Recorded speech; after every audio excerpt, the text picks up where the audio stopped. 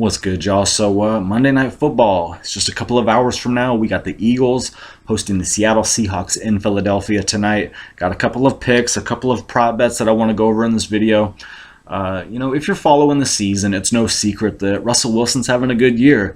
And if you're playing DraftKings week after week, one thing that's popular to do is to stack a quarterback with the wide receiver against the Seahawks. That'll just happen to get you a bunch of points week after week.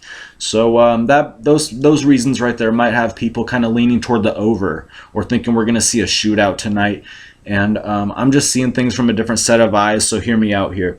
The last two times that these teams played, we happened to coincidentally get a finish of 17-9. Seattle beats Philly. So, that was once in November of 2019, and the other time was January of 2020. It was a wild card game. This was last season, and it was a low-scoring affair right there. We didn't see a lot of passing. It was just a lot of rushing and a lot of eating the clock right there. Neither of these games did Russell Wilson complete over 20 passes. I think one of the games he completed like 13, and the other he completed like 17 or 18 passes. It was just a different game than I think a lot of people were expecting both times that they played. And that's what I'm thinking we're going to see again this week. A couple of plays that I have is the total under 49 points. I don't think that's crazy at all. I think if we could get 27 to 21, that's still a lot of points scored, and it's still under 49. I don't think that's wild right there. I love the over-under. I love hitting the under on that right there. I also have total under 48 at plus 100. Thought that was some good value right there. Another play I like is the total first half points under 24.5. If you look at the last two times these teams played, and I'm going to keep going back to this well right here, they could not score more than 13 points in the first half. So if you want to go more extreme, you can, but I don't think it's too crazy to say that these teams can't score more than 24.5 points in the first half. You could even get a 10 to 14 game, and that's not terrible, and that'll still get you the under right there. So I'm definitely liking that.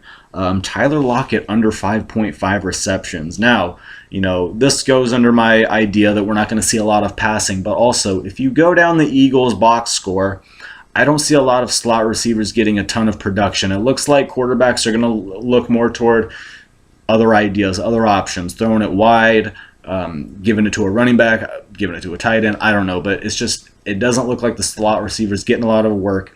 Tyler Lockett's played the Eagles 4 times, I want to say, in his career and has not gotten more than 4 receptions in a game. He is the kind of player that can go for 4 receptions and 100 yards and a touchdown. That's not crazy for him. So, while you're doing that and he's going off, you can still cash with him getting under 5.5 catches with this. I don't think that's crazy right here. I'm definitely leaning more toward DK Metcalf if I was building like a DraftKings showdown tonight or something like that.